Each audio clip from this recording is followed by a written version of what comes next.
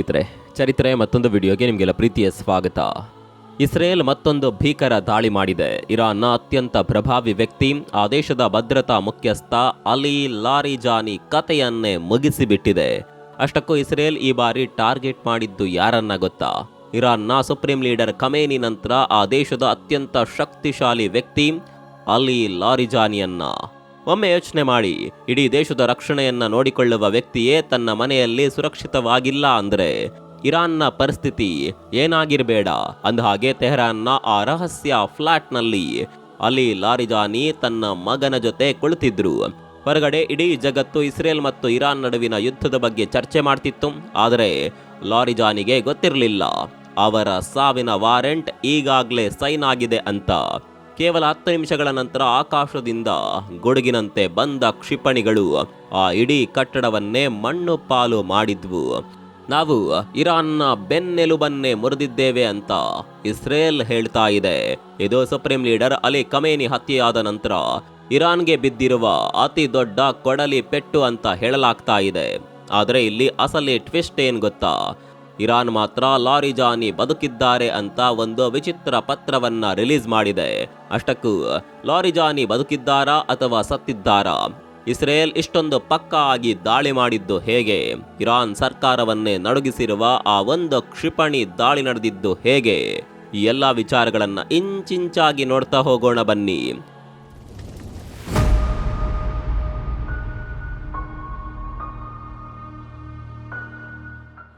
ಸ್ನೇಹಿತರೆ, ಕಳೆದ ರಾತ್ರಿ ತೆಹರಾನ್ ಮೇಲೆ ಇಸ್ರೇಲ್ ನಡೆಸಿದ ವೈಮಾನಿಕ ದಾಳಿಯಲ್ಲಿ ಅಲಿ ಲಾರಿಜಾನಿ ಸಾವನ್ನಪ್ಪಿದ್ದಾರೆ ಅಂತ ಇಸ್ರೇಲ್ ಘೋಷಣೆ ಮಾಡಿದೆ. ಇದು ನಿಜವೇ ಆಗಿದ್ರೆ ಯುದ್ಧದ ಮೊದಲ ದಿನವೇ ಸುಪ್ರೀಂ ಲೀಡರ್ ಅಲಿ ಖಮೇನಿ ಹತ್ಯೆಯಾದ ನಂತರ ಇರಾನ್ಗೆ ಬಿದ್ದಿರುವ ಅತಿ ದೊಡ್ಡ ಹೊಡೆತ ಇದು. ಅಲಿ ಲಾರಿಜಾನಿ ಅಂದ್ರೆ ಇರಾನ್ ಪಾಲಿಗೆ ಕೇವಲ ಒಬ್ಬ ಅಧಿಕಾರಿಯಲ್ಲ, ಇಡೀ ದೇಶದ ಯುದ್ಧ ತಂತ್ರಗಾರಿಕೆ ರೂಪಿಸ್ತಾ ಇದ್ದ ಬ್ರೈನ್ ಇದ್ದ ಹಾಗೆ. ಇವರು 12 ವರ್ಷಗಳ ಕಾಲ ಇರಾನ್ ಸಂಸತ್ತಿನ ಸ್ಪೀಕರ್ ಆಗಿ ಇದ್ದವರು. ಅಣ್ವಸ್ತ್ರ ಪರೀಕ್ಷೆಯ ಮಾತುಕತೆಗಳಲ್ಲಿ ಇವರದ್ದೇ ಮಾತು ನಡೀತಾ ಇತ್ತು.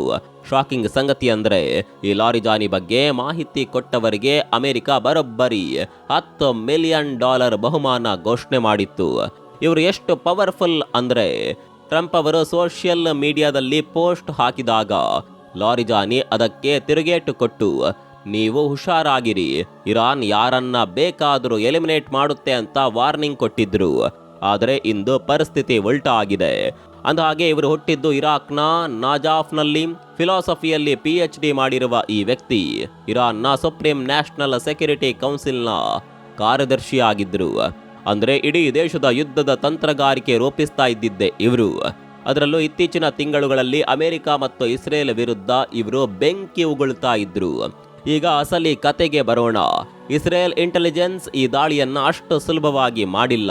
ಲಾರಿಜಾನಿ ಮೇಲೆ ದಾಳಿ ನಡೆಸಲು ಇಸ್ರೇಲ್ ಒಂದು ದಿನ ಮೊದಲೇ ಪ್ಲಾನ್ ಮಾಡಿತ್ತು. ಅಂದ್ರೆ ಸೋಮವಾರ ರಾತ್ರಿಯೇ ದಾಳಿ ಮಾಡಬೇಕಿತ್ತು. ಆದರೆ ಕೊನೆ ಕ್ಷಣದಲ್ಲಿ ಇಸ್ರೇಲ್ ತನ್ನ ಪ್ಲಾನ್ ಅನ್ನ ಬದಲಾಯಿಸುತ್ತೆ. ಯಾಕೆ ಗೊತ್ತಾ? ಅವರಿಗೆ ಪಕ್ಕಾ ಮಾಹಿತಿ ಬೇಕಿತ್ತು ಲಾರಿಜಾನಿ ಎಲ್ಲಿ ಅಡಗಿದ್ದಾರೆ ಅಂತ. ಕೊನೆಗೂ ಸೋಮವಾರ ಮಧ್ಯಾಹ್ನ ಈ ಗುಪ್ತ ಮಾಹಿತಿ ಸಿಗುತ್ತೆ. ಲಾರಿಜಾನಿ ತನ್ನ ಮಗನ ಜೊತೆ ಇರಾನ್ನ ಒಂದು ಸೀಕ್ರೆಟ್ ಅಪಾರ್ಟ್ಮೆಂಟ್ಗೆ ಶಿಫ್ಟ್ ಆಗಿದ್ದಾರೆ ಅನ್ನುವ ಸುದ್ದಿ ಸಿಕ್ಕ ತಕ್ಷಣ ಇಸ್ರೇಲ್ ಕ್ಷಿಪಣಿಗಳು ಅಬ್ಬರಿಸಿದ್ವು. ಅಲ್ಲಿಗೆ ಖಮೇನಿ ನಂತರ ಇರಾನ್ ಅನ್ನ ಮುನ್ನಡೆಸುತ್ತಿದ್ದ ಲಾರಿಜಾನಿ ಕತೆಯನ್ನ ಕೂಡ ಇಸ್ರೇಲ್ ಮುಗಿಸಿಬಿಡುತ್ತೆ. ಲಾರಿಜಾನಿ ನರಕ ಸೇರಿದ್ದಾರೆ ಅಂತ ಇಸ್ರೇಲ್ ಅಧಿಕೃತವಾಗಿ ಘೋಷಣೆ ಮಾಡಿದೆ. ಅಷ್ಟೇ ಅಲ್ಲ, ಅದೇ ದಾಳಿಯಲ್ಲಿ ಇರಾನ್ನ ಕ್ರೂರ ಪಡೆ ಬಸೀಜ್ ಕಮಾಂಡರ್ ಗೊಲಂ ರೇಜಾ ಸುಲೇಮಾನಿ ಕೂಡ ಸತ್ತಿದ್ದಾರೆ ಅಂತ ಇಸ್ರೇಲ್ ಕ್ಲೈಮ್ ಮಾಡ್ತಿದೆ. ಇರಾನ್ನ ಇಷ್ಟೊಂದು ಬಿಗಿ ಭದ್ರತೆಯ ನಡುವೆಯೂ ಇಸ್ರೇಲ್ ತನ್ನ ಗುರಿ ಮುಟ್ಟಿದೆ ಅಂದ್ರೆ ಇರಾನ್ನ ಒಳಗೆ ಇಸ್ರೇಲ್ನ ಗೂಢಚಾರಿಗಳು ಎಷ್ಟು ಆಳವಾಗಿ ಬೇರೂರಿದ್ದಾರೆ ಅನ್ನೋದನ್ನ ಒಮ್ಮೆ ಕಲ್ಪಿಸಿಕೊಳ್ಳಿ. ಕತೆ ಇಲ್ಲಿಗೆ ಮುಗಿಯೋದಿಲ್ಲ. ಇಸ್ರೇಲ್ ದಾಳಿಯ ನಂತರ ಇರಾನ್ ಸರ್ಕಾರಿ ಟಿವಿ ಒಂದು ವಿಚಿತ್ರ ಕೆಲಸ ಮಾಡಿದೆ. ಲಾರಿಜಾನಿ ಅವರು ಕೈಯಲ್ಲಿ ಬರೆದಿರುವ ಒಂದು ಪತ್ರವನ್ನ ಟಿವಿಯಲ್ಲಿ ತೋರಿಸಲಾಗಿದೆ. ಇದು ಇಸ್ರೇಲ್ ದಾಳಿಗಿಂತ ಮೊದಲು ಬರೆದಿದ್ದ ಅಥವಾ ಆಮೇಲೆ ಬರೆದಿದ್ದ ಅನ್ನೋದೇ ಈಗ $1 ಮಿಲಿಯನ್ ಪ್ರಶ್ನೆ. ಈ ದಾಳಿಯ ನಂತರ ಇಡೀ ಜಗತ್ತು ಇರಾನ್ನ ರಿಯಾಕ್ಷನ್ಗಾಗಿ ಕಾಯ್ತಾ ಇದೆ. ಆದರೆ ಇರಾನ್ ಮಾತ್ರ ಲಾರಿಜಾನಿ ಬದುಕಿದ್ದಾರೆ ಅನ್ನುವ ತರ ಬಿಂಬಿಸ್ತಿದೆ. ಅಂದಹಾಗೆ ಇರಾನ್ನ ಸರ್ಕಾರಿ ಟಿವಿ ಲಾರಿಜಾನಿ ಅವರು ಬರೆದಿದ್ದಾರೆ ಎನ್ನಲಾದ ಒಂದು ಪತ್ರವನ್ನ ರಿಲೀಸ್ ಮಾಡಿದೆ. ಇದು ಅಮೆರಿಕದ ದಾಳಿಯಲ್ಲಿ ಮಡಿದ ನಾವಿಕರಿಗೆ ಗೌರವ ಸಲ್ಲಿಸಿ ಬರೆದ ಪತ್ರ. ಆದರೆ ತಜ್ಞರು ಹೇಳ್ತಾ ಇರೋದೇ ಬೇರೆ. ಇದು ದಾಳಿಗಿಂತ ಮೊದಲೇ ಬರೆದಿಟ್ಟ ಪತ್ರ ಇರಬಹುದು. ಯಾಕಂದ್ರೆ ದಾಳಿಯ ನಂತರ ಲಾರಿಜಾನಿ ಅವರ ಯಾವುದೇ ವಿಡಿಯೋ ಅಥವಾ ಇತ್ತೀಚಿನ ಫೋಟೋ ಹೊರಬಂದಿಲ್ಲ. ಇರಾನ್ ಈಗ ಮುಜುಗರ ತಪ್ಪಿಸಿಕೊಳ್ಳಲು ಇಂತಹ ಗಿಮಿಕ್ ಮಾಡ್ತಾ ಇದೆಯಾ ಅನ್ನುವ ಪ್ರಶ್ನೆಗಳು ಕೂಡ ಮೂಡ್ತಾ ಇದೆ. ನಾವು ಮೊದಲೇ ಹೇಳಿದಂತೆ ಲಾರಿಜಾನಿ ಕೇವಲ ಒಬ್ಬ ಮಿಲಿಟರಿ ನಾಯಕನಲ್ಲ, ಇವರು ಫಿಲಾಸಫಿಯಲ್ಲಿ PhD ಮಾಡಿರುವ ವ್ಯಕ್ತಿ. ಇಂತಹ ಬುದ್ಧಿವಂತ ಕೂಡ ಇಸ್ರೇಲ್ನ ರಾಡಾರ್ಗೆ ಸಿಕ್ಕಿದ್ದು ಹೇಗೆ? ಇದರ ಅರ್ಥ ಇರಾನ್ ಒಳಗಡೆಯೇ ಇಸ್ರೇಲ್ನ ದೊಡ್ಡ ಗೂಢಾಚಾರಿ ಜಾಲವಿದೆ. ಇರಾನ್ನ ಒಂದೊಂದೇ ತಲೆಯನ್ನ ಇಸ್ರೇಲ್ ಉರುಳಿಸ್ತಾ ಹೋಗ್ತಿದೆ. ಮೊದಲು ಖಮೇನಿ, ಈಗ ಲಾರಿಜಾನಿ, ಮುಂದೆ ಯಾರು ಅನ್ನೋದೇ ಸದ್ಯಕ್ಕೆ ಇರುವ ಪ್ರಶ್ನೆ. ಈ ಕಥೆಯಲ್ಲಿ ಮತ್ತೊಂದು ರೋಚಕ ತಿರುವು ಇದೆ. ಸಾವನ್ನಪ್ಪುವ ಕೆಲವು ದಿನಗಳ ಮೊದಲೇ ಲಾರಿಜಾನಿ ಅವರು ಅಮೆರಿಕ ಅಧ್ಯಕ್ಷ ಟ್ರಂಪ್ ಅವರಿಗೆ ಒಂದು ವಾರ್ನಿಂಗ್ ಕೊಟ್ಟಿದ್ರು. ಟ್ವೀಟ್ ಮೂಲಕ ಯುದ್ಧ ಗೆಲ್ಲೋದಕ್ಕೆ ಆಗೋದಿಲ್ಲ, ಹುಷಾರಾಗಿರಿ ಅಂತ ಲಾರಿಜಾನಿ ಎಚ್ಚರಿಸಿದ್ರು. ಆದರೆ ಈಗ ನೋಡಿದ್ರೆ ಲಾರಿಜಾನಿ ಅವರೇ ಇಸ್ರೇಲ್ನ ಟಾರ್ಗೆಟ್ ಆಗಿದ್ದಾರೆ. ಮತ್ತೊಂದು ಕಡೆಯಲ್ಲಿ ಸೋಮವಾರದಿಂದ ತೆಹರಾನ್ ಮಾತ್ರವಲ್ಲದೆ ಇಸ್ಫಹಾನ್ ಮತ್ತು ಶಿರಾಜ್ ನಗರಗಳಲ್ಲಿ ಭೀಕರ ಸ್ಫೋಟಗಳು ಕೇಳಿ ಬರ್ತಾ ಇದೆ. ಇರಾನ್ನ ಆಕಾಶ ಈಗ ಸಂಪೂರ್ಣವಾಗಿ ಅಮೆರಿಕ ಮತ್ತು ಇಸ್ರೇಲ್ನ ನಿಯಂತ್ರಣದಲ್ಲಿದೆ ಅಂದ್ರೆ ನೀವು ನಂಬಲೇಬೇಕು.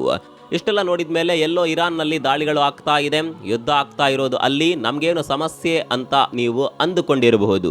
ಸ್ನೇಹಿತರೆ, ಯುದ್ಧ ಅಲ್ಲಿ ಆಗ್ತಾ ಇದ್ರು ಸಮಸ್ಯೆ ನಮ್ಮಲ್ಲಿವರೆಗೆ ಬರೋದಕ್ಕೆ ಹೆಚ್ಚು ಸಮಯ ಬೇಕಾಗಿಲ್ಲ. ಈ ವಿಚಾರವನ್ನ ನಾವು ಎಲ್ಲಾ ವಿಡಿಯೋಗಳಲ್ಲಿ ಹೇಳ್ತಾ ಇರ್ತೀವಿ. ಈಗಾಗಲೇ ಅಡುಗೆ ಅನಿಲದ ಸಮಸ್ಯೆ ಬಗ್ಗೆ ನಿಮಗೆ ಗೊತ್ತಿರಬಹುದು. ಮುಂದೆ ಪೆಟ್ರೋಲ್ ಡೀಸೆಲ್ ಬೆಲೆ ಗಗನಕ್ಕೇರಬಹುದು. ಅಷ್ಟೇ ಅಲ್ಲ, ಭಾರತದ ಷೇರು ಮಾರುಕಟ್ಟೆ ಮೇಲೂ ಕೂಡ ಈ ಯುದ್ಧ ಪ್ರಭಾವ ಬೀರ್ತಿದೆ. ಯುದ್ಧ ಹೀಗೆ ಮುಂದುವರೆದರೆ ಭಾರತದ ಆರ್ಥಿಕತೆಗೆ ದೊಡ್ಡ ಪೆಟ್ಟು ಬೀಳೋದು ಗ್ಯಾರಂಟಿ. ಇದೆಲ್ಲದರ ನಡುವೆ ಕೋಮಾದಲ್ಲಿದ್ದಾರೆ ಅಂತ ಸುದ್ದಿಯಾಗಿದ್ದ ಹೊಸ ಸುಪ್ರೀಂ ಲೀಡರ್ ಸಂದೇಶವೊಂದನ್ನ ನೀಡಿದ್ದಾರೆ ಅನ್ನುವ ಮಾಹಿತಿಗಳು ಹೊರಬೀಳ್ತಾ ಇದೆ. ಅಮೆರಿಕ ಮತ್ತು ಇಸ್ರೇಲ್ ರಾಷ್ಟ್ರಗಳು ಮಂಡಿಯೂರಿ ಸೋಲನ್ನೊಪ್ಪಿಕೊಳ್ಬೇಕು ಅಂತ ಮುಸ್ತಾಬಾ ಗುಡುಗಿದ್ದಾರೆ ಎನ್ನಲಾಗಿದೆ. ಅದೇನೇ ಇರಲಿ, ಲಾರಿಜಾನಿ ಅವರ ಈ ಸಾವು ನಿಜವೇ ಆಗಿದ್ರೆ ಇದು ಇರಾನ್ಗೆ ವಿಧ್ವಂಸಕ ಹೊಡೆತ ಮತ್ತು ಇದು ಇರಾನ್ನ ರಾಜಕೀಯ ಮತ್ತು ಭದ್ರತಾ ವ್ಯವಸ್ಥೆಯ ಕೇಂದ್ರ ಬಿಂದುವನ್ನೇ ಅಲುಗಾಡಿಸಲಿದೆ. ಇರಾನ್ ಈವರೆಗೆ ಲಾರಿಜಾನಿ ಅವರ ಸಾವಿನ ಬಗ್ಗೆ ಯಾವುದೇ ಅಧಿಕೃತ ಹೇಳಿಕೆ ನೀಡಿಲ್ಲ.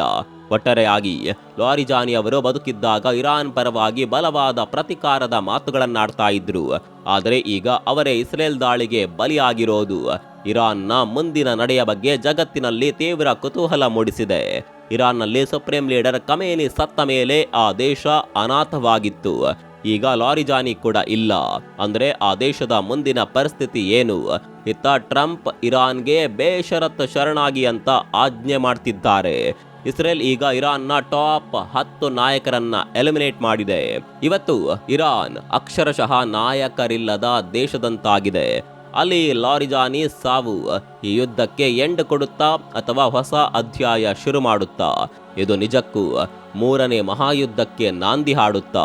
ಇಸ್ರೇಲ್ ಈ ರೀತಿ ಒಂದೊಂದೇ ತಲೆಯನ್ನ ಉರುಳಿಸ್ತಾ ಹೋದ್ರೆ ಮಧ್ಯಪ್ರಾಚ್ಯದ ನಕ್ಷೆಯೇ ಬದಲಾಗಿ ಹೋಗುತ್ತಾ? ನಿಮ್ಗೇನನ್ಸುತ್ತೆ? ಅಲ್ಲಿ ಲಾರಿಜಾನಿ ನಿಜವಾಗಿಯೂ ಸತ್ತಿದ್ದಾರಾ ಅಥವಾ ಇರಾನ್ ಹೇಳ್ತಿರುವ ಹಾಗೆ ಅವರು ಬದುಕಿದ್ದಾರಾ? ಈ ಬಗ್ಗೆ ನಿಮ್ಗೇನನ್ಸುತ್ತೆ? ಕಾಮೆಂಟ್ ಮಾಡಿ.